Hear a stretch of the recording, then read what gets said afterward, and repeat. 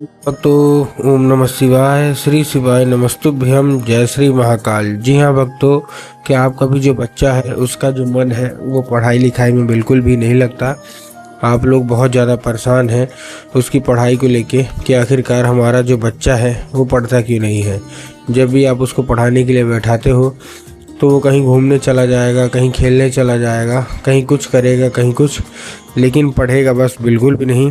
और आप लोगों को भी समझ में नहीं आता कि आखिर ऐसा क्या हो गया जिसके कारण आपका जो बच्चा है उसका जो मन है वो पढ़ाई में नहीं लगता।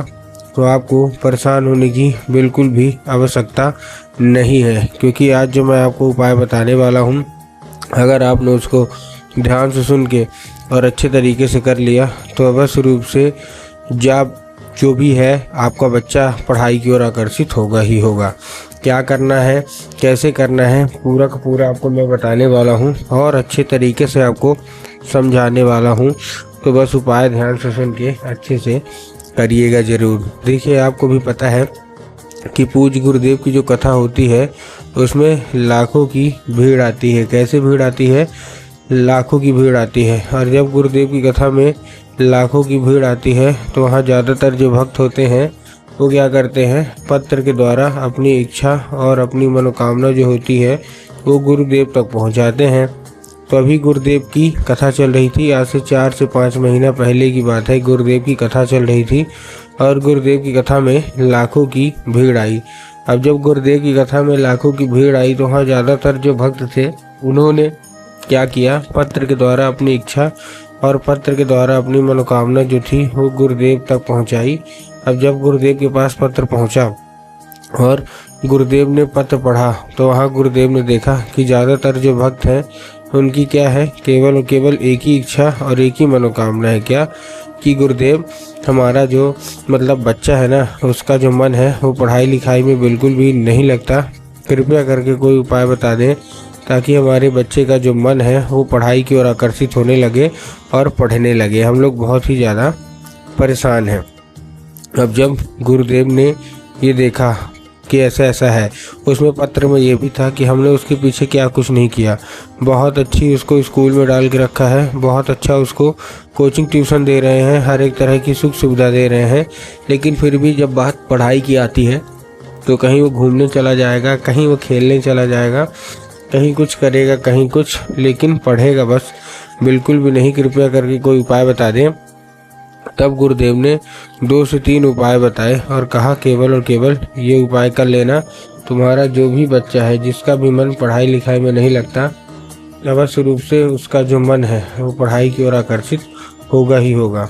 अब जैसे ही गुरुदेव ने उपाय बताया तो लोगों ने जा जाके इस उपाय को घर में करना शुरू कर दिया। अब जैसे ही लोगों ने जा जाके इस उपाय को घर में करना शुरू कर दिया, वही लोग गुरुदेव की कथा में मात्र 1 से 1.5 महीने के बाद वापस आए। अब जब वही लोग गुरुदेव की कथा में वापस आए तो उन्होंने क्या किया, फिर से एक बार गुरुदेव को पत्र लिखा।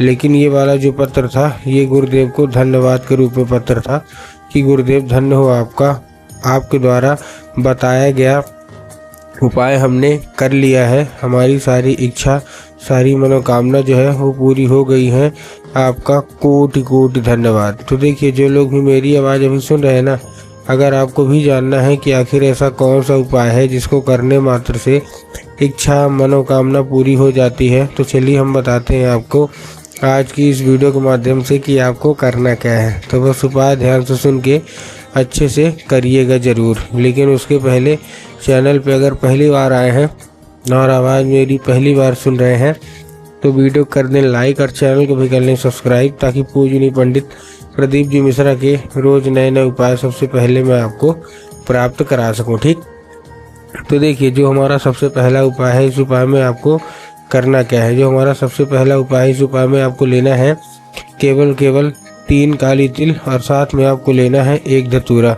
तो 3 काली तिल ले लिया, ठीक, और 3 काली तिल लेने के साथ आपको क्या लेना है, 1 धतूरा लेना है, ठीक, धतूरा भी ले लिया। धतूरा लेने के बाद आपको करना क्या है, इसको लेके पहुंच जाना है कहाँ, सीधा सीधा शिव मंदिर। अपने बच्चों को बोलिएगा, ठीक, शिव मंदिर पहुंच गए। शिव मंदिर पहुंचने के बाद आपको करना क्या है, दक्षिण दिशा में खड़े हो जाना है और उत्तर की ओर अपना चेहरा कर लेना है।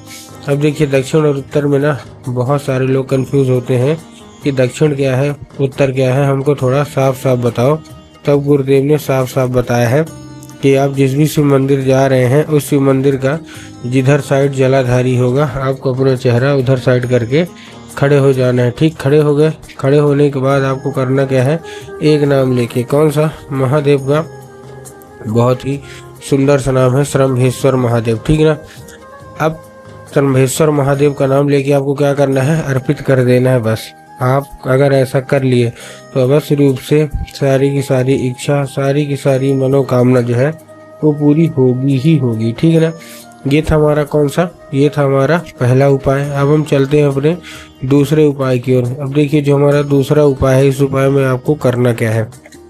जो हमारा दूसरा उपाय है, इस उपाय में आपको लेना है एक लाल फूल, और लाल फूल के साथ साथ आपके घर में चाहिए क्या, माता सरस्वती की फोटो या मूर्ति होना अति अनिवार्य है। अगर आपके घर में माता सरस्वती की फोटो या मूर्ति है तब तो अच्छी बात है, लेकिन अगर आपके घर में माता सरस्वती की फोटो या मूर्ति नहीं है तो आपको क्या करना है, माता सरस्वती की फोटो लेनी है और अपने घर में उनको स्थान दे देना है। ठीक, दे दिया।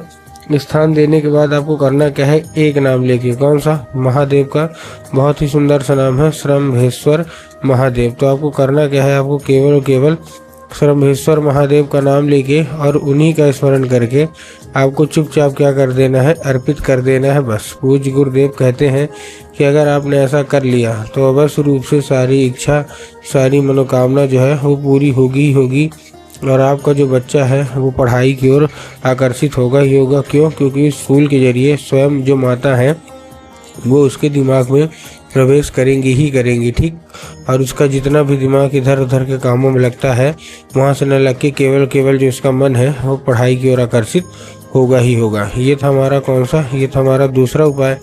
अब हम चलते अपने तीसरे और आखिरी उपाय की ओर। अब देखिए जो हमारा तीसरा और आखिरी उपाय है, इस उपाय में सबसे पहले आपको चाहिए क्या, आपको चाहिए एक पान का पत्ता। पान के पत्ते के ऊपर आपको शहद का लेपन करना है। ठीक, तो पान का पत्ता ले लिया, पान के पत्ते के ऊपर शहद का लेपन कर दिया जिधर चिकना साइड होगा। ठीक, कर दिया।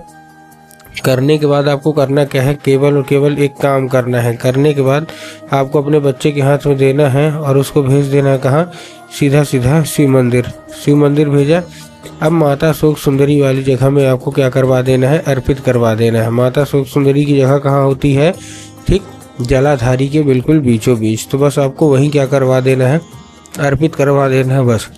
पूज्य गुरुदेव कहते हैं कि अगर आपने ऐसा कर लिया तो अवश्य रूप से आप देखेंगे कि सारी इच्छा, सारी मनोकामना जो है वो अवश्य रूप से पूरी होंगी ही होंगी। ठीक, तो उम्मीद करता हूँ आज का उपाय आपको समझ में आ गया होगा। उपाय अच्छा लगा हो तो कमेंट बॉक्स में हर हर महादेव अवश्य रूप से लिख दे।